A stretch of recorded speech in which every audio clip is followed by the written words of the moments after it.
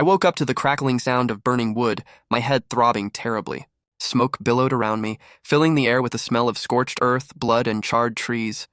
I was lying at the edge of a deep crater, my body black, bruised, and half buried in the soil. Yet a strange, warm energy pulsed inside me, drawing tiny green specks of light from the surrounding forest to knit my skin back together. It felt as though I had just awakened from a long dream. In that dream, I lived in another world filled with soaring skyscrapers and high technology, but without any elves. To the people there, my real world was just anime and games. Through that vision, I gained vast knowledge about special evolutions, rare species, and hidden powers. As I dragged myself out of the soil, I realized every piece of that dream's wisdom was permanently burned into my memory. I stood surrounded by total devastation. Deep inside the Viridian forest of Kanto, a fierce battle had clearly taken place. I am a trainer and breeder from Verdanturf town in Hoenn. After spending a year working on my family farm, I finally left my grandfather this spring to start my journey. I had chased a rare Pokémon deep into this dangerous zone, oblivious to the threat. Before I knew it, I was caught in the middle of a terrifying clash between two massive, fully evolved Pokémon. I hid behind the foliage, but a stray hyper beam caught me anyway, knocking me unconscious. Looking down at my shredded, ash-covered clothes, I reached for my waist to check my gear. Relief washed over me as my fingers brushed against my Pokeballs. I threw one of the spheres into the air. A deep purple shadow materialized before me with a sinister smile and scarlet eyes. It was my Gengar, an elite Pokémon at level 37 that I had hatched from an egg 3 months prior. Through my awakened innate ability, I could instantly scan Pokémon stats and bolster their strength in battle. I knew the potential tiers ranged from red up to gold, spanning growth levels from juveniles all the way to champions. Gengar possessed blue qualification, a cursed body ability, and a lethal array of moves. Seeing my disheveled state, Gengar rushed forward with worried eyes and wrapped its short arms around me. I smiled and patted its head, assuring my partner that I was fine. Suddenly, Gengar turned, formed a dark orb in its hands, and hurled a shadow ball directly into the nearby bushes. An explosion rang out, followed by a sharp cry. A yellow fox-like creature with brown chest armor tumbled out onto the grass, battered and bruised. It was the Abra I had been chasing all along. My power scanned its traits instantly, revealing a green qualification and valuable inherited techniques like psychic terrain. Excitement surged through me. I pulled a luxury ball from my belt and tapped the weakened wild Pokémon. The sphere drew the creature inside as a red light wobbled a few times and clicked shut. Smiling at the capsule in my palm, I celebrated capturing my second companion on this journey. I released Abra from the ball and pulled a bottle of custom healing potion from my pack. As an intermediate breeder, I concocted this medicine myself using life-giving grass grown on my family farm. The specialized herb contains a potent vitality that triples the healing power of standard market solutions, making it our farm's primary source of revenue. The liquid worked rapidly, sealing Abra's wounds within moments. After a thorough physical examination confirmed the Pokémon was fully restored, I let out a quiet sigh of relief. Breeding is a prestigious profession recognized by the League, right alongside battling, research, and coordinating. A skilled breeder can assess a Pokémon's condition simply by observing its coat, skin, and movement. We craft specialized remedies for status ailments, formulate nutritional energy cubes, and perform post-battle massages. The profession spans 4 tiers from beginner to master. While basic study yields early success, the advanced level is a strict boundary where breeders learn to support Elite Four and champion Pokémon. These high-tier creatures tap into fundamental laws of the world, requiring complex, secret energy cube formulas that ordinary market food cannot replace. Thanks to my innate gift, expert instruction from a senior trainer, and childhood lessons from my grandfather, I attained intermediate breeder status 3 years ago at a young age. My grandfather kept me on the farm for my first year as a trainer to master theoretical foundations. With my newly awakened memories integrating all my past training, I knew I could reach the advanced tier once I secured proper laboratory equipment. With Abra resting securely in its ball, Gengar pointed toward a charred shape on the hill. I smiled and praised my partner's resourcefulness before walking over to inspect the fallen Arbok. It was a gym-level poison type. Gengar pulled surgical gloves and a scalpel from its dimensional storage, acting with familiar precision. I carefully extracted the venom sac, snake gall, and fangs. These materials are highly sought after by budget trainers and poison-type gym leaders alike. We continued scavenging the area, storing a Nidorino stinger, Beedrill parts, and Victreebal acid into specialized containers within Gengar. My clothes were shredded and covered in soot, so I made my way to a clear river at the forest edge to clean up. I washed away the dirt in the cool stream, dried off and changed into a fresh white windbreaker with a Salamence logo paired with light blue jeans. Restored to a neat, handsome appearance with neat black hair, I headed straight to the Pokémon Center in Viridian City. I placed Abra's luxury ball and my league Pokedex into the tray at the front desk, asking Nurse Joy to examine my new companion. Blissey carried the ball to the back room. My power scanned the Blissey, revealing a gym-level rating and green potential. Since most centers employ Chansey, this Blissey indicated that this Nurse Joy held high status in her family. As a breeder, I longed for a healing Pokemon like Blissey, but the Joy line strictly controls their distribution.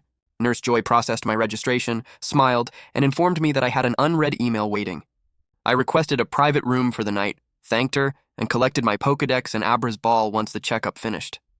All medical fees and room charges were automatically deducted from my linked bank account, allowing me to head upstairs and review my messages in peace. I returned to my room and opened my Pokedex to check my messages. I expected a warm email from my grandfather, the person who cared for me most. He had rescued me as an abandoned baby in Petalburg Woods and raised me on his farm. I had no desire to look for my biological parents, as living with him was the greatest blessing of my life. However, as I read the message, my smile faded and tears blurred my vision. The email came from his friend Norman. It delivered the crushing news that my grandfather had passed away 3 days ago. The message urged me to return home immediately to settle his affairs. Overwhelmed by grief, I booked the earliest flight back to Hon. On the plane, I leaned back with my hat pulled down, reflecting on our time together. I finally understood why he insisted I learn advanced breeding theory during my year as a trainer.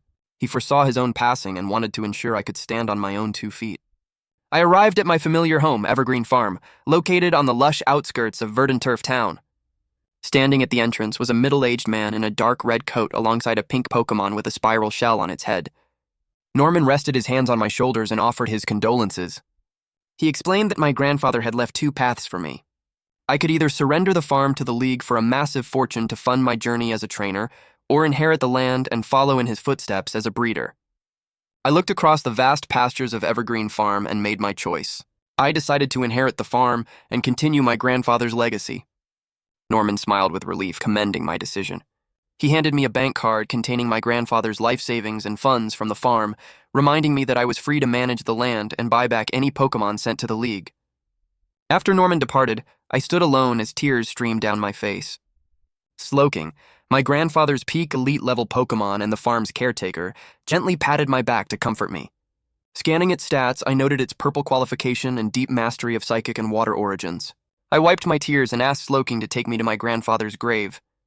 Sensing my sincerity, Slowking used teleport to bring me to a new tombstone at the back of the farm. Looking at the black and white photo of my grandfather, a lump formed in my throat. I reassured Slowking that I would be back for dinner, allowing me to sit alone by the headstone and share my final thoughts with him. After 2 days and 2 nights of relentless travel and extreme grief following my grandfather's passing, my body was completely exhausted. I spent a long time trapped in deep sorrow. Fortunately, with Norman's constant comfort, I slowly pulled myself together. Today, I resolved to pick up the pieces and make my grandfather proud by turning Evergreen Farm into an even better place. I took action immediately by inspecting the grounds. After a quick breakfast, I stepped outside the villa and released all the Pokémon in my deluxe balls: Slaking, Nidorino, Heracross, Gengar, Charmeleon, and Abra. I welcomed Charmeleon and Abra to their new home in Hoenn, and relief washed over me as they expressed their joy. As everyone happily enjoyed their energy cubes under the bright morning sun, Slowking appeared beside Sceptile and Swampert. The 2 starter Pokémon hugged me tightly, with Swampert flexing its muscles to show off its training progress. Slowking then led me inside and handed me a thick notebook alongside a combination safe. The notebook contained my grandfather's lifelong research on potions, energy cubes, and Pokémon breeding, and priceless family heirloom. Inside the safe lay his secret formula sheets. These included the recipes for our signature healing potions and sprays, as well as high-tier energy cubes like Poisonous Mist, Forest Origin, Super Spirit, Gale, and Mystic Spirit. These formulas form the financial backbone of our farm. The League purchases our healing supplies monthly, while high-ranking trainers like Norman pay handsome sums for specialized cubes like Mystic Spirit. With these revenues, the farm easily maintains self-sufficiency, allowing me to invest funds into advanced research and expensive laboratory equipment. Evergreen Farm expands outward from my 3-story villa. To the east and north lie vast grasslands and flower fields, where Roserade leads her Roselia and Budokin.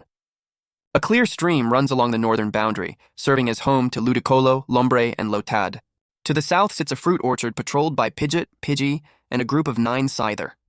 Behind the villa, West Mountain borders a massive forest housing our medicinal herb fields and primary defensive force. Carrying a spatial backpack filled with energy cubes, I signaled Slowking to teleport me to the northern field.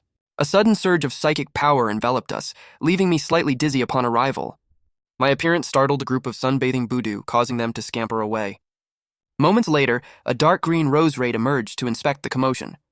I scanned Rose Raid, revealing a peak gym leader rating at level 60 with green potential. Her moveset was impressive, but her current potential capped her growth just below the elite tier. Recalling the potion formulas from my strange dream, I remembered a special recipe capable of raising a Pokemon's aptitude. Although the required materials are rare and expensive, successfully brewing it could elevate Rose Raid and several other veteran Pokemon on the farm to elite power. For now, my immediate priority was getting daily operations back on track before gathering those rare ingredients. Seeing that it was only Slowking and me, Rose Raid relaxed, and her surrounding security group of Roselia gathered round as I distributed their energy cubes. While everyone was eating, I conducted a thorough inspection of the Rose Raid group. The entire population consisted of 75 individuals, including 13 Rose Raid, 24 Roselia, and 37 Budu. Thanks to meticulous care, their average potential reached the green level, led by a peak gym leader Rose Raid and 9 gym level members. Moving along the river, I encountered Ludicolo, a water and grass type at level 53 with green potential and swift swim capabilities. Driven from Petalburg Woods years ago, its group of 4 Lombre and 8 Lotad was rescued by my grandfather and brought to the farm.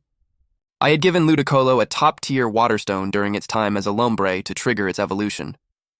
As it danced happily around me, I noticed another gym-level Lombre that was fully prepared to evolve. I patted the lotus leaf on its head, telling it to visit me that afternoon to receive its own waterstone. After distributing their energy cubes, I signaled Slowking to take us to our next stop. We teleported to the edge of a dense forest where a huge brown bird swooped down from the clouds. As the wind from its wings whipped around me, Slowking erected a psychic barrier to block the gust. Before me stood a peak gym leader Pidgeot at level 60 with sharp eyesight and green qualification. I stroked its smooth feathers, greeting my old friend. The Pidgeot population was our largest at 125 members, comprising 37 Pidgeot, 51 Pidgeotto, and 36 Pidgey. Though their average quality rested at the yellow level, their high-tier fighters included 1 peak gym leader, 2 gym-level Pidgeot, 17 high-level members, and 3 gym-level Swellow that had integrated into the flock from Petalburg Woods. They served as our main aerial reconnaissance team. 9 Scyther soon emerged from the trees with emerald bodies and razor-sharp scythes. Brought back from Kanto by my grandfather 2 years ago, all 9 possessed blue potential and gym-level strength. They assisted with security, weed removal, and pruning.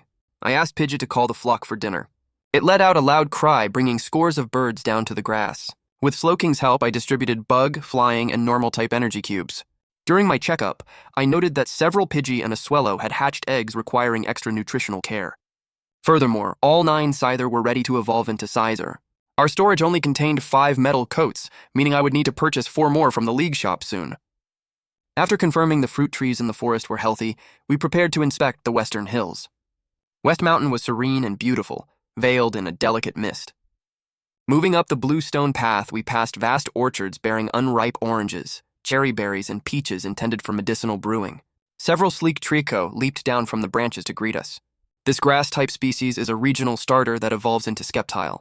My grandfather had secured this clan for our farm years ago. As a premier breeder, he developed a high-tier grass energy cube named Greenwood and traded its rights to the League in exchange for the Sceptile group. While the League owns that basic formula, my grandfather eventually upgraded it into an even more effective product called Forest Origin, which we still produce exclusively. The trade allowed us to breed and raise our own high-value Sceptile lineage. My own starter Sceptile, currently the strongest member on my active team, was caught right here from this clan. The Sceptile leader soon appeared, moving as a dark green blur to hand me a top-grade leaf stone. I thanked the elite-level Sceptile, whose power sat at level 65 with blue potential and strong dragon-type heritage. I had originally wanted this specific individual as my starter, but my grandfather deemed me too young at the time, so I eventually chose its offspring instead. The clan now numbered 36 members, including 2 near-elite Sceptile, 8 gym-level members, and various Grovile and Trico. They guarded the orchards and harvested the fruit. I fed them their respective rations, giving the clan leader our specialized Forest Origin cubes. Leaving the Sceptile behind, I reached a fork on the path. Going straight led to the summit, while turning left descended into a secluded valley. Recalling that the local Pokémon were scheduled to perform a special ritual today, I took the left path. As we went deeper, thick white fog rolled in around us. Recognizing the air as a potent toxin cultivated for the farm, Slowking used psychic power to shield itself, while I put on a gas mask and gloves provided by Gengar. The valley opened into a flat field of brightly colored, highly venomous plants like miasma grass and 5 poison blooms, which serve as crucial raw materials for our high-grade poison energy cubes. Oddish and Gloom moved through the rows, carefully harvesting purple poison flowers and 5 poison stalks. Nearby, a Vileplume plucked a rare 5-colored dove poison flower with its vine whip. The Pokémon gathered around a deep purple mud pit at the center of the field, tossing their freshly gathered toxic plants directly into the mire to begin their traditional preparation. As the toxic plants sank into the pool of 10,000 poisons, the viscous purple liquid surged, consuming the flora.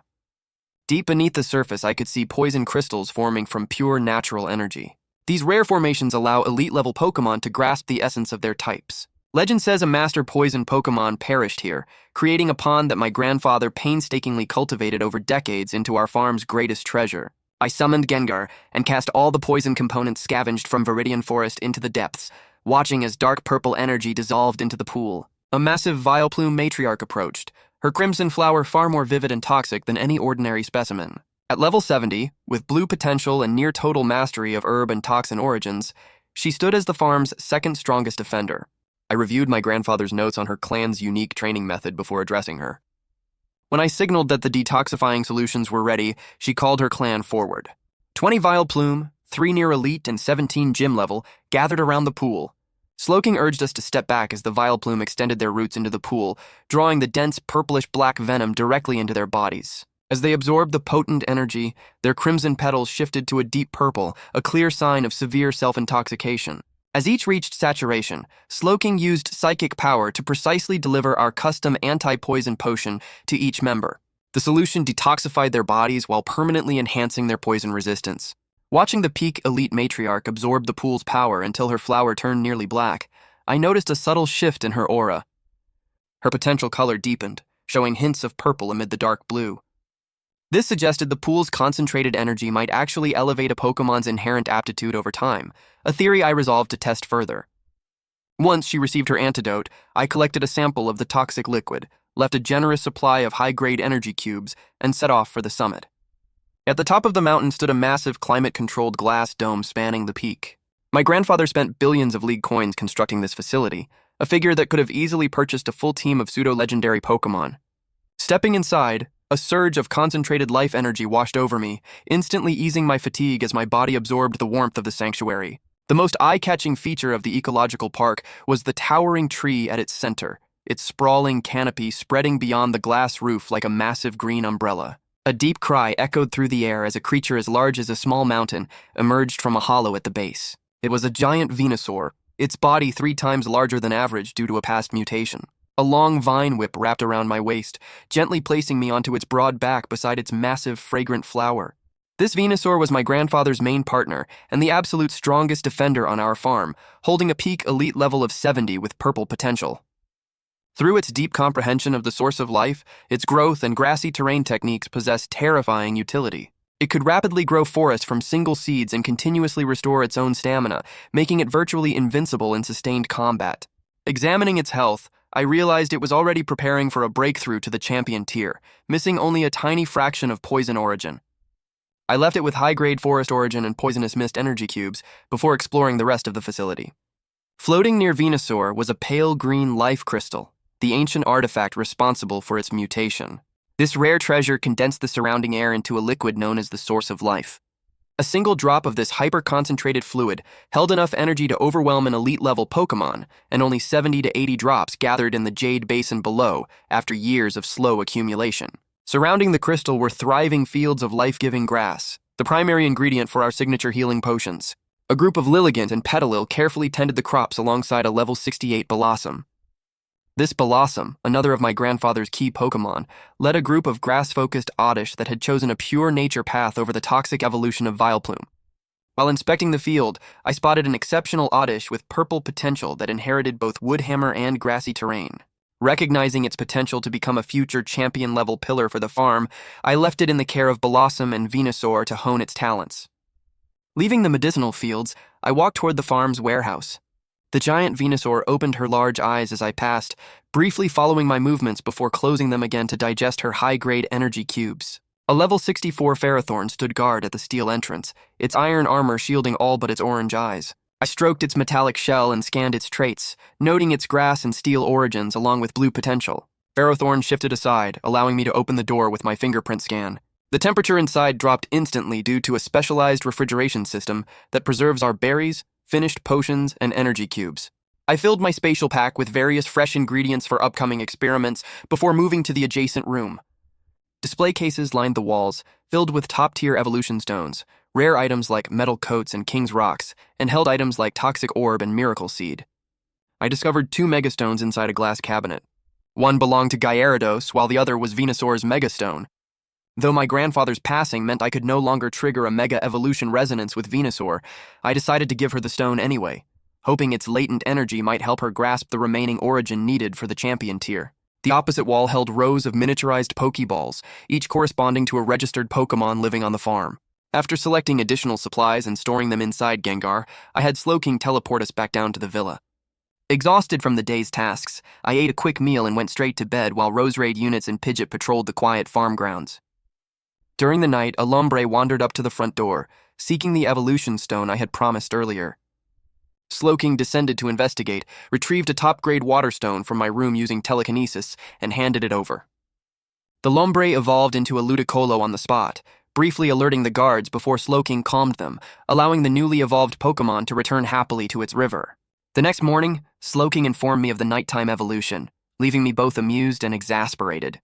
After finishing breakfast, I headed up to the 3rd floor, which serves as an incubator room equipped with precise temperature and noise controls. Farmers often entrust eggs to breeders when they need extra care, and I welcomed the task as part of my core duties. I inspected rows of eggs resting on dedicated pedestals, scanning their traits. The batch contained green-tier Budu and Oddish eggs, alongside a blue-tier Trico egg from our local clan, reinforcing the exceptional lineage cultivated on our land. It took me 2 full days to gain a complete understanding of the farm's entire layout. Over the following weeks, I devoted every waking hour outside of eating and sleeping to studying my grandfather's notes and attempting to brew high-tier energy cubes. Slowking worked tirelessly as my assistant, retrieving berries from the mountain warehouse and dumping failed volatile batches directly into the pool of 10,000 poisons to recycle their raw energy. Standing beside the processing machine, I carefully combined fresh berries, medicinal herbs, and natural crystal energy. I monitored the internal reactions, adjusting the heat and density as the mechanism hummed. When the machine finally clicked off, smooth light-colored blocks speckled with white dots fell into the side tray. I inspected the energy signature and smiled. I had successfully crafted Mystic Spirit, the specialized energy cube tailored for elite-level normal-type Pokémon. Within half a month, I mastered all 5 complex formulas left by my grandfather, officially stepping into the ranks of advanced breeders. After brewing the necessary batches of healing potions and spray remedies for my upcoming league trade contract, I finally took a moment to relax.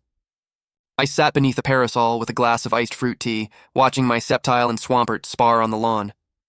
Sceptile, possessing purple potential and having just reached level 41, lunged forward with Leaf Blade. Swampert, holding blue potential at level 40, countered smoothly with a freezing punch coated in ice energy. They had been my very first companions, using this match to adapt to Sceptile's recent breakthrough. Our peaceful afternoon was interrupted as a Pidgeot descended from the sky, alighting near my chair to announce an arrival at the main entrance. I sat up quickly, recognizing the news. Slowking instantly teleported me to the front gate, where Norman stood waiting outside the iron fence. I unlocked the gate and welcomed him inside, asking if everything was all right at the Petalburg gym. Norman looked somber as he stepped through the entrance. He explained that his gym was fine, but he was running dangerously low on the Mystic Spirit energy cubes required to nourish his ace Slaking. Since my grandfather's passing, he had been unable to find another advanced breeder capable of producing the specialized recipe, leaving him in a bind. Understanding his distress, I smiled and invited him into the villa. As we walked across the lawn, Norman observed the vibrant health of the surrounding Pidgey and Budu, noting how seamlessly I had assumed control of the land. Passing the battle marks left by Sceptile and Swampert, his eyes lit up in surprise, realizing my personal Pokémon matched the caliber of his own gym trainees. Inside, I poured him a cup of tea and pointed to a small container resting on the table. Norman opened it, staring in utter disbelief at the fresh supply of Mystic Spirit cubes, before looking up to ask if I had truly mastered the advanced crafting process myself. I smiled and nodded, proudly confirming my achievement. Norman was glad to see that I had become an advanced breeder, as it fulfilled my grandfather's wish and solved his own supply issue. After purchasing a fresh batch of Mystic Spirit cubes for Slaking, he paused outside the main gate, remembering a crucial piece of news. He informed me that Stephen Stone, the acting league champion, would soon visit the farm to evaluate my potions and determine whether the league would maintain our commercial contract. Norman urged me to find a careful balance during the assessment. He cautioned that while I needed to demonstrate enough competence to earn respect and keep our contracts, revealing too much at my young age could attract dangerous attention from greedy factions. He assured me that I could always rely on him if trouble arose. I thanked him for his wise counsel, promising to handle the matter with care before wishing him a safe return to the Petalburg gym. Unbeknownst to us, a pair of dangerous poachers was watching the farm from the opposite tree line through high-powered binoculars. One of the men observed the abundant wild lotad, boudou, and scyther on the property, noting that my grandfather's recent passing left the land in the hands of a novice trainer with only a few elite Pokémon. His partner urged patience, planning to surveil the grounds for a few days before launching an ambush to seize the wild Pokémon eggs and resources stocked in our facility. Back in my room, I mapped out my strategy for the coming days. I needed to visit the city to purchase supplies and buy 4 additional metal coats for the Scyther clan's upcoming evolution. Regarding the League, I decided to voluntarily scale back our commercial agreements, retaining only the exclusive distribution of our specialized healing potions and sprays. Stepping away from core political affairs would allow me to avoid unnecessary scrutiny while slowly building my strength and peace. Knowing Stephen Stone would conduct the review personally gave me confidence that the process would remain fair and reasonable. Meanwhile, at the Hoenn League headquarters, the region's elite gathered in a private conference room to discuss the future of Evergreen Farm. Stephen opened the meeting alongside Elite Four members Sydney, Phoebe, Glacia, and Wallace. Wallace raised the core issue, noting that while my grandfather was an irreplaceable asset, I was still young and unproven. The council reached a unanimous consensus to cancel all secondary agreements with the farm, preserving only the medical supply contract contingent on Stephen's upcoming quality inspection. They agreed that giving a young breeder space to hone his craft away from corporate pressure was the best path forward for everyone involved. After everyone else left the meeting room, only Stephen and Wallace remained. They chatted warmly about the upcoming regional championship tournament, with Wallace looking forward to their long-awaited battle. The conversation soon shifted to Stephen's Agron, which had been suffering from an unknown health issue. Stephen admitted that neither top breeders nor Professor Birch could identify the cause. With Master Janssen, the president of the Breeding Association, away in the Kalos region, Stephen could only restrict Agron's activity while searching for alternative solutions. When Wallace asked about the upcoming evaluation, Stephen explained that he wanted to give me a few more days to adjust to my grandfather's passing and settle into managing the farm. Satisfied with Stephen's thoughtful approach, Wallace said his goodbyes and left the room. Meanwhile, I had just finished shopping in town, spending over 100,000 League coins on daily necessities, large household appliances, exercise gear, and specialized Pokémon training equipment. Because of the heavy order, the department store agreed to deliver everything directly to my farm. I then made my way toward the Breeding Association in Verdanturf Town to purchase discounted training supplies and natural crystals. Along the way, a colorful billboard for a breeding shop named Cozy Home caught my attention. I stepped inside, greeted by the chime of wind bells and a friendly welcome from the owner, a girl named Yu Xin. I politely asked to browse her selection of Pokémon and eggs. She directed me to the front display case containing a variety of eggs, including Wurmple, Seedo, and Zigzagoon. Although I noticed a Shroomish with the Poison Heal ability, its yellow potential was simply too low for my standards, so I decided to pass. Noticing my lack of interest in the display eggs, Yu Xin invited me into her backyard, which was designed as a mini ecological park, complete with trees, grass, and an artificial lake. The habitat was filled with Tylo, Wurmple, Skitty, and even a Mudkip. My attention was immediately drawn to a fluffy Eevee resting near the lawn. I approached slowly and offered it an energy cube, which it happily accepted while allowing me to gently stroke its fur. Inspecting its condition, I discovered it was a level 11 Eevee with the Anticipation Hidden ability and Cyan potential.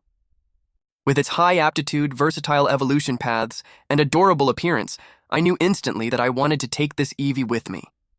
In the end, I paid 7 million League coins to purchase Eevee.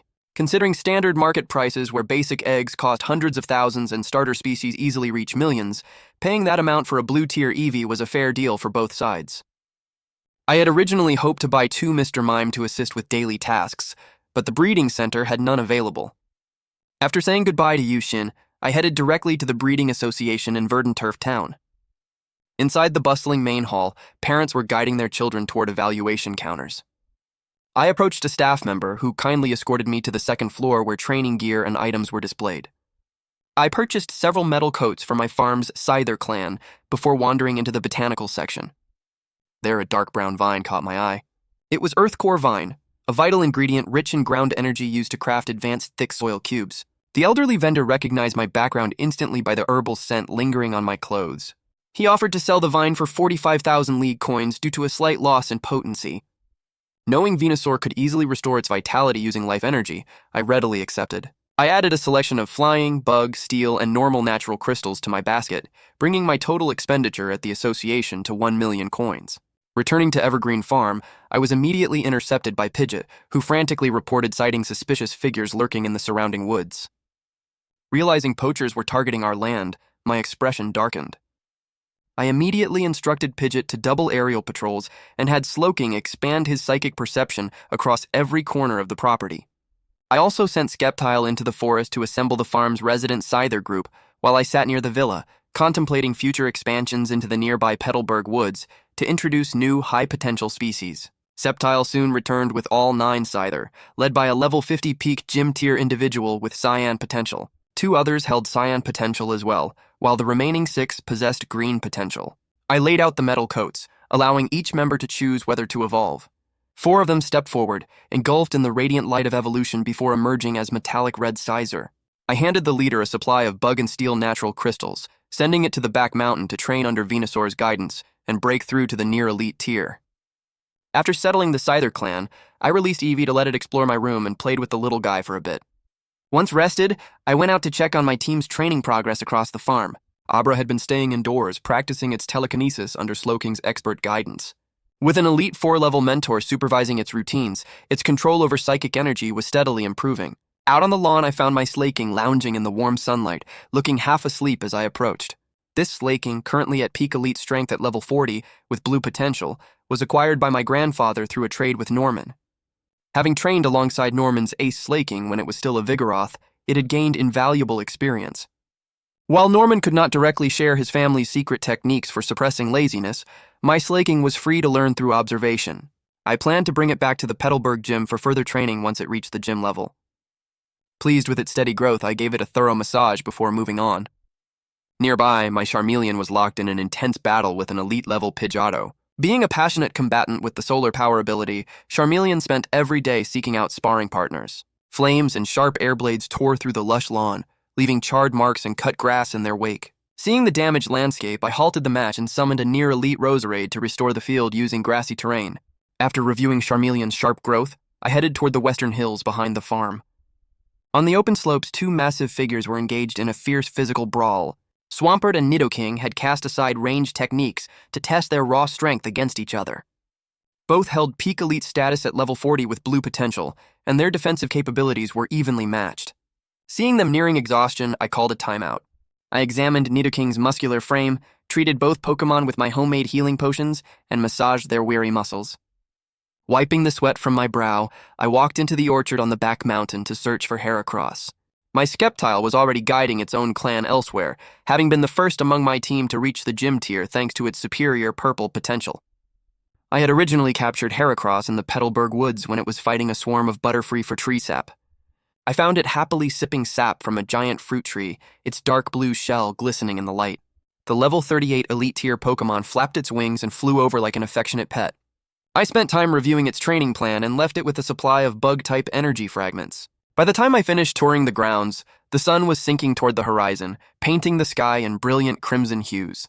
Budew hopped toward the flower fields while Pidgeot returned to its roost in the canopy. As I walked back toward the villa in the evening glow, a chubby Gengar floated out from my shadow and patted my shoulder with a plump paw. I chuckled and patted its head, assuring my shadow companion that I could never forget it. Back in my room, I prepared a hearty dinner of farm-grown potatoes, fresh beef, stir-fried greens, and iced fruit tea, happily devouring the meal. Afterward, I checked on the third-floor incubator, noting several eggs that were close to hatching within the next day or 2. After washing up, I collapsed onto my bed, hugging a Pikachu plush as fatigue settled in. Late into the night, a silent, modified Jeep approached the farm's perimeter under the cover of darkness.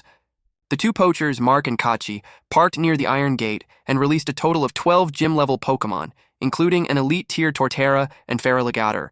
Sensing the hostile presence, Slowking instantly woke me, and I sat up with cold resolve, determined to eliminate the threat. While Slowking protected me, our rooftop Pidgeot alerted our defenses. The poachers breached the gate with Crobat's wind blades, splitting up to target the villa and the pasture. Pidgeot intercepted Crobat in midair, tearing through its clones with a powerful gust and snapping its neck. I stepped out to confront Kachi, flanked by Slowking and the lifeless bodies of his Arbok, Marowak, and Feraligator, which Slowking had neutralized instantly. Desperate, Kachi ordered Shiftry and Golem to attack, but Slowking's psychic force crushed Golem before it could detonate, while Pidgeot shredded Shiftry with a Gale Force whirlwind. Gengar ambushed Kachi from behind, knocking him unconscious. Meanwhile, Mark found himself surrounded by 3 red Scizor, 2 Peak Pidgeot overhead, and our Peak Roserade. Roserade's lethal, custom-enhanced venom wiped out 3 of his Pokémon in a single exchange while leaving Mook, Seviper, and Magcargo fatally poisoned with no standard antidote to save them.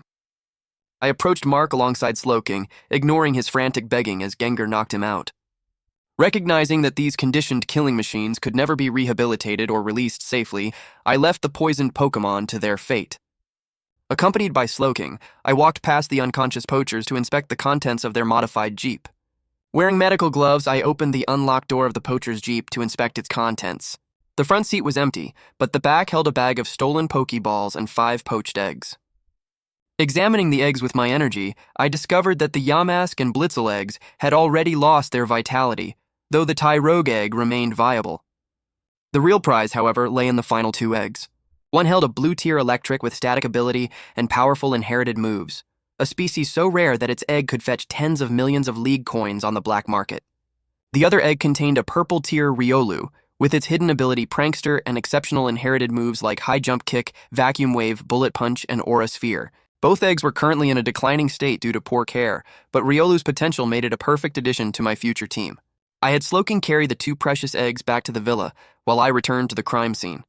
By then, Mark's 3 remaining Pokémon had succumbed to Roserade's lethal toxin.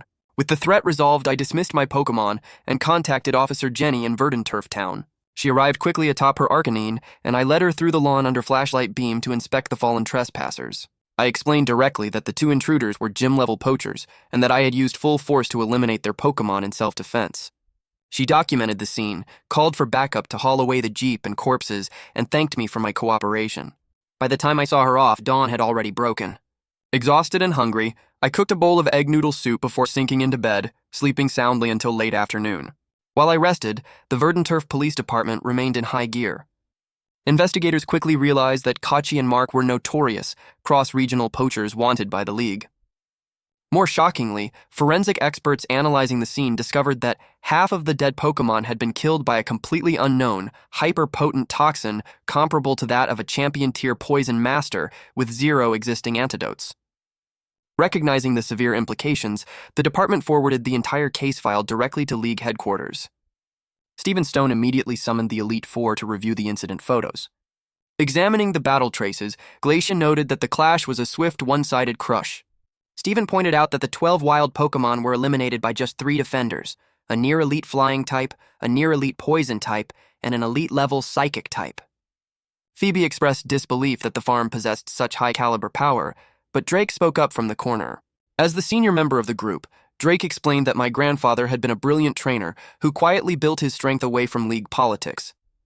He concluded that my grandfather had undoubtedly developed this lethal poison line and left powerful guardians behind, while praising my decisive actions and making a bold statement to anyone watching from the shadows.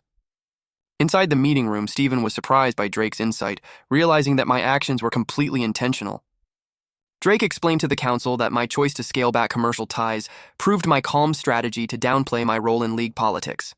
At the same time, using swift, lethal force against the poachers sent an unmistakable warning to anyone eyeing my grandfather's wealth and remedies. Drake urged Stephen to visit the farm immediately, emphasizing that securing a relationship with a talented young breeder like me would yield massive benefits for the Hoenn region's future strength. Realizing the immense value of a high-tier breeder, the Elite Four members each considered their own interests. Phoebe and Glacia immediately offered to conduct the farm's assessment themselves, hoping to build a personal connection. Drake intervened, suggesting that Stephen should handle the official visit as acting champion to represent the League properly, while the others could make contact later. The council agreed to the plan, setting Stephen's visit for the following morning. Back at the farm, I enjoyed the fresh morning air after receiving my new household appliances and training equipment. Slowking used telekinesis to easily arrange the furniture, while Abra helped unpack smaller items to practice its own psychic precision. Sip in hand, I watched Charmeleon spar intensely against a holding back Sizer. Nearby, Slowking watched attentively, clearly enjoying the strategic nuances of the battle, just as it enjoyed watching official league tournaments on television. Heading up to the West Mountain Ecological Park, I retrieved a fresh root of green source ginseng and a single drop of the source of life. I planned to test whether incorporating the liquid into my custom aptitude potion would enhance its potential raising effects while boosting a Pokemon's innate vitality. Venusaur emerged from her tree hollow, and as I stroked her cheek, she indicated she could feel the latent energy within the Megastone I had given her. While self-triggered Mega Evolution without a keystone was nearly impossible, I encouraged her to keep bonding with its power. Returning to the villa, I found Eevee happily playing on the newly delivered sofa. Slowking suddenly teleported into the room, reminding me of the 2 poached eggs I had brought back the previous night. I hurried up to the 3rd floor incubator, where Slowking was already using Heal Pulse on the Riolu egg. Checking its status, I gasped as I saw its vibrant purple potential fading into a light shade. Realizing the hatchling would drop to blue tier without intervention, I reassured Slowking, confirming I already had the exact materials needed to stabilize its life force. I worked late into the night preparing a specialized culture medium in the underground laboratory to save the 2 damaged eggs. I incorporated medicinal herbs like life-giving grass and diluted a 1% concentration of the source of life into the solution to supply a continuous stream of vitality. After adjusting the parameters to stabilize the egg's potential, I instructed Slowking to monitor them with telekinesis before finally falling fast asleep. By the time the sun sat high in the sky, Stephen Stone stood outside our front gate, having arrived on his skarmory. Receiving no response to the chime, he wondered if no one was home until Slowking gently woke me, reporting a guest accompanied by an elite 4-level aura outside. Realizing who it was, I rushed to wash up while sending Slowking to open the gate. Stephen was taken aback by Slowking's profound, wise presence and champion-tier pressure. Guided along the bluestone path, he observed our thriving environment, noting the swift Pidgeot patrol, the red Sizer sparring on the lawn, and Roserade teaching young Roselia to spread grassy terrain. I met him in front of the villa alongside Sceptile and Swampert. Stephen marveled at the flawless conditioning of my starter Pokémon as I greeted him warmly and invited him to sit under a parasol with fresh fruit tea. He stated that he had come on behalf of the League to discuss our future commercial partnership following my grandfather's passing. I explained calmly that while I could not continue the supply of advanced energy cubes as I was still refining my craft, I was fully prepared to maintain our exclusive contract for healing potions and sprays. Stephen was impressed by my composure and agreed that as long as the remedies met our traditional quality standards, the League would gladly continue the partnership. He requested sample batches for formal analysis, waiving unnecessary oversight procedures to build mutual trust, and I gladly assured him the quality would easily meet his expectations. With our formal agreement established, Stephen shook my hand warmly, expressing his optimism for our future partnership. He then shared that the 2 poachers I reported had poached 120 Pokémon, alongside 3 eggs across multiple regions. In recognition of my actions, the League awarded me the title of Advanced Individual of the League, a bounty reward of 3 million League coins, and an additional League bonus of 2 million League coins, totaling 5 million League coins. Furthermore, I was granted the privilege to select any non-pseudo-legendary Pokémon, including starter species from other regions, by presenting my League Pokédex at the Evergrande City League Center. Delighted by the unexpected official recognition, I offered Stephen a glass of my homemade fruit tea. He accepted the drink, expressing his delight at the sweet and refreshing flavor, and promised to visit again whenever he needed a break. His expression then turned serious as he mentioned a personal dilemma regarding one of his Pokémon. Although I noted that my expertise as an intermediate breeder was modest, I agreed to evaluate the situation. We walked over to the training field where Stephen released a towering, white-armored Agron. The purple tier, near elite-level Titan appeared exceptionally healthy, yet a brief physical inspection revealed fine metal powder shedding from its limb joints upon impact. Recognizing the residue as worn outer armor, I inquired if he regularly fed the Pokémon high-grade steelite ore. Stephen confirmed that his family provided an abundance of the mineral from their private mines to maximize its defensive density. I explained that while steelite effectively reinforced its armor during its early stages, excessive consumption created overly rigid plating after evolution. This lack of flexibility caused severe joint friction and pain during intense movement, compounded by overfeeding. I advised him to temporarily halt the steelite diet, switch to balanced energy cubes, implement targeted joint exercises, and apply specialized physical therapy. Relieved to finally have a clear solution, Stephen thanked me for the insight and pledged to adjust its care routine immediately. Stephen took off on his skarmory, fully satisfied with our agreement. I watched his departing figure with equal contentment, thrilled by the massive financial opportunity he had left in my hands. Before leaving, he asked me to oversee Agron's complete recovery, offering a staggering payment of 1 million league coins per day, plus all food expenses covered and a bonus upon completion. Since the rehabilitation would take about 20 days, I stood to earn 20 million league coins, turning the giant titan into a literal goldmine for the farm. We exchanged contact details, and Steven flew off with 10 fresh bottles of my healing potion. That evening, Agron sat on the lawn under the stars, clutching its rumbling stomach with a look of utter grievance. It missed its usual massive meals, unaware that overeating had worsened its condition.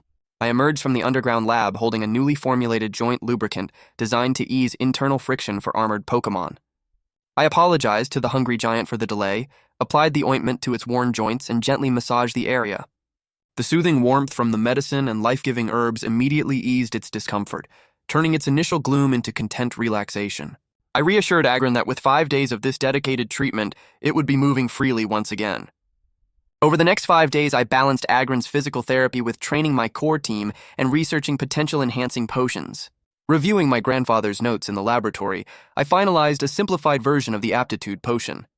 While my formula utilized green source ginseng, life-giving grass, and the source of life to their absolute limits, initial testing showed it only elevated Pokémon with green tier potential, or lower, falling short of my ultimate goal.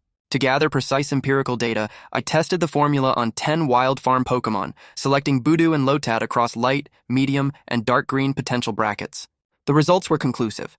Dark green potential upgraded to light blue with a 100% success rate, medium green upgraded about 60% of the time, and light green only rose to dark green without breaking into the blue tier. Further trials across Pidgey, Oddish, and Trico populations confirmed these exact ratios regardless of species, while also proving that subsequent doses provided no further potential gains beyond a minor energy boost.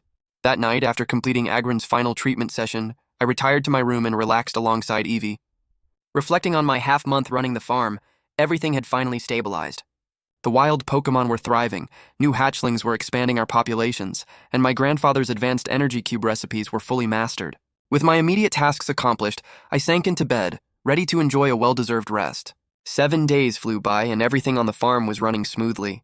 I woke up early to put my new plans into motion. My goal was to pursue my growth as a trainer right here on our spacious grounds, while optimizing the farm's unused land to host more Pokémon species. I also needed to expand our herb garden with rare plants like Golden Marrow Vine and Cloud Dream Flower, which are essential for crafting advanced steel and fairy energy cubes. To prepare for the approaching Hoenn summer, I decided to renovate part of the property by constructing a scenic lake and a swimming pool fed by the adjacent river. With ample funds from the league's bounty and Steven's payment, I hired a professional construction crew for 5 million league coins, scheduling the work to begin the following morning. With Agron's joints fully recovered, I invited the Steel Titan to engage in a light sparring match. Excited to stretch its limbs, Agron eagerly took the field while Slowking stood by to ensure safety. I sent out Swampert to initiate the clash with a muddy water attack. Agron countered effortlessly with a rising boulder, breaking through the wave. I commanded Swampert to dodge and trap Agron with Rock Tomb, but the massive titan smashed through the floating rocks with a headbutt and charged forward. Rather than retreating, I instructed Swampert to meet the charge head-on with Hammer Arm. The impact sent Swampert skittering backward while Agron stood its ground. Attempting a tactical shift, I ordered Swampert to surround Agron with Shadow Clones and close in with Ice Punch. Unable to distinguish the real target, Agron slammed the ground with Earthquake, sending shockwaves across the field that dispersed the clones and knocked Swampert off balance. Though Swampert was overwhelmed by the raw power difference and fainted, the match served as invaluable combat experience to help it prepare for the Gym Leader tier. I treated Swampert with healing potions while Slowking applied Heal Pulse, quickly restoring its strength. I praised Swampert for its effort and reminded Agron to keep its movements controlled during recovery. The construction team arrived the next day with Machamp, Makuhita, and Onyx, completing the entire project within 5 days. They dug out a pristine lake and an elevated swimming pool, connecting both to the river through an efficient water inlet and drainage system. Powered by gentle wooden water wheels that utilize the natural current without disturbing the downstream Lotad habitat, clean river water cycled seamlessly through the pool and lake before returning to the main stream. Looking at the crystal-clear pool, I felt a wave of satisfaction, eager for the warm summer days ahead. Time flew, and the day for Agron's final treatment session finally arrived. With its body completely restored, the giant steel Pokémon affectionately nuzzled my palm after its massage. Though I was not its official trainer, the bond and trust we developed over those 15 days were genuine. I poured a box of power cubes into its mouth, patted its smooth armor, and offered to take it to Evergrande City to reunite with Steven while I collected my official league rewards. Agron nodded eagerly, thrilled at the prospect of returning to its trainer's side. I put on formal attire, recalled Swampert, Skeptile, Gengar, and Agron into their respective Pokeballs, and packed Slowking and Pidgeot's balls as well. Using my communicator, I contacted Steven at the League Center. Seeing the transformation in Agron's recovery timeline, Steven greeted me warmly in the video call and agreed to meet me at his office, mentioning that the testing results for my potion samples were ready. I mounted Pidgeot, and we took off into the sky, flying eastward over the lush forests, coastlines, and distant volcanic peaks of Hoenn toward the island city of Evergrande. Upon arriving at the city, I rewarded Pidgeot with high-grade flying energy cubes before recalling it and taking a ground transport to League headquarters. Steven was already waiting in the lobby, personally escorting me to his top-floor office to the utter shock of the watching staff. Over fresh tea, he presented a revised League contract. Because my new batch of healing potions proved far more potent than previous renditions, the League increased the purchase price from 300,000 to 500,000 League coins per bottle. They also removed the monthly supply cap, agreeing to buy as many units as I could produce beyond the baseline 100 bottles. I signed the lucrative contract, securing a guaranteed monthly revenue stream of at least 50 million League coins. Handing over Agron's luxury ball, I suggested we inspect its condition. Steven invited me down to the first floor first so I could process my rewards.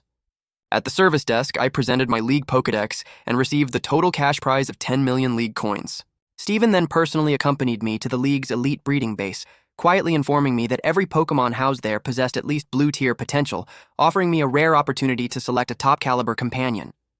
The League's central breeding base was a fully self-contained ecosystem spanning mountains, rivers, grasslands, and dense forests where Pokémon lived without a care. Above the tree canopy, a flock of Swablu caught my eye, and I probed their data. Among them was a blue-tier individual with the natural cure ability, possessing inherited moves like Dragon Dance, Dragon Dive, Disarming Voice, and Fairy Wind. Its rich dragon lineage, combined with fairy potential, made it an exceptional candidate for a future mega evolution into a dragon and fairy type. While interested, I decided to explore the rest of the grounds before committing. Walking through the forest and around the central lake, I passed Trico, Tropius, and Phoebus, though none possessed the potential I was looking for. Suddenly, a lively Froakie darted out of the brush, firing a bubble beam across the water and stirring up the lake. I checked its stats and discovered it had purple tier potential, the Protean hidden ability, and inherited dark-type moves like Night Slash and Dark Pulse. The base staff explained that this spirited frog was a notorious troublemaker who constantly challenged stronger water-type Pokémon. I continued past the dragon enclosures housing Geibel and Bagon, but since pseudo-legendaries were excluded from the reward pool, none of the other species matched my standards. I returned to compare the blue-tier Swablu and the purple-tier Froakie side by side. While Swablu offered immense dragon and fairy talent that I could eventually enhance with my potential potions, Froakie possessed incredible combat drive and evolved into the sleek, powerful Greninja. Setting my jaw, I ultimately chose Froakie and received its Pokeball from the staff, while Steven looked thoughtfully at the Swablu we left behind. With my new companion secured, Steven and I took the elevator to the spacious underground training facility.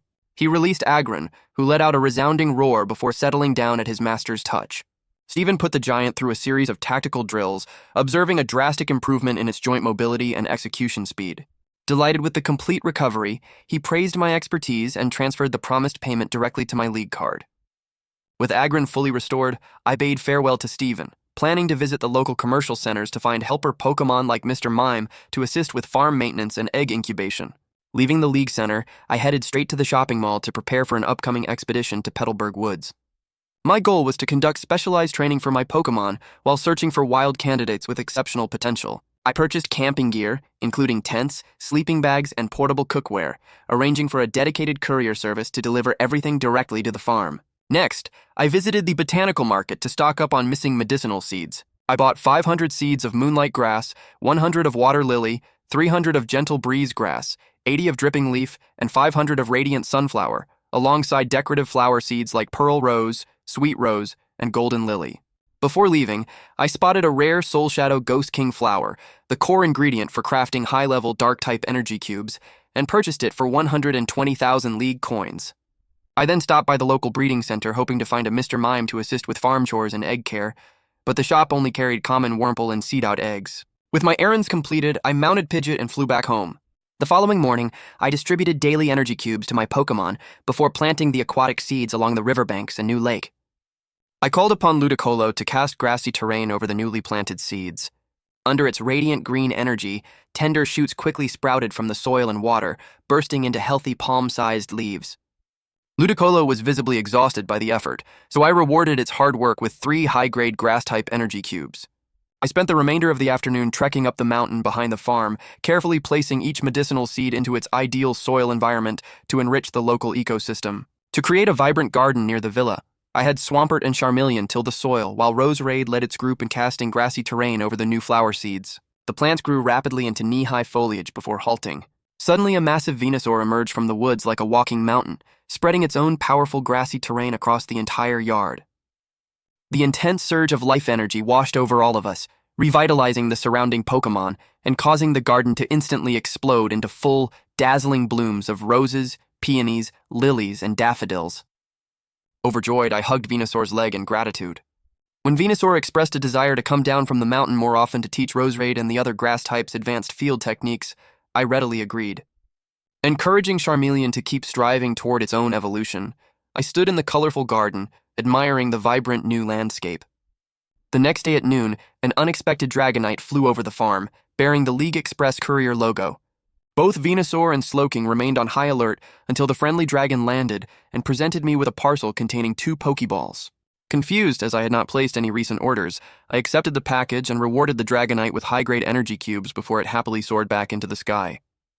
I opened the Pokeballs on the lawn and outstepped an Aaron and the same blue-tier Swablu I had admired at the League breeding base.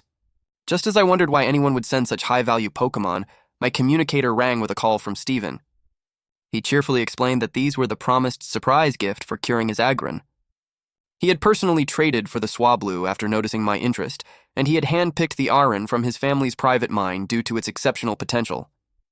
Deeply moved, I thanked him before he stepped away to attend to a visitor in his office. At League headquarters, Stephen welcomed his close friend Wallace, who had brought news that Yan Sen, the president of the Breeders' Association, had returned from Kalos. Wallace inquired about Agron's condition, shocked to hear it was fully healed since no advanced breeders were known to reside in Hoenn. Stephen kept my identity secret to respect my privacy and build our relationship, but he eagerly accepted Wallace's challenge to a sparring match between Melodic and Agron. Back at the farm, I scanned the stats of the 2 newcomers. The Iran possessed purple tier potential with the Rock Head ability and inherited moves like Head Smash, Reversal, Curse, and Endeavor. The Swablu also held blue tier potential with Natural Cure and inherited moves including Dragon Dance and Disarming Voice. Thrilled with their potential, I welcomed both Pokémon into the family and finalized my packing for the Petalburg Woods expedition, ready to embark on our next adventure.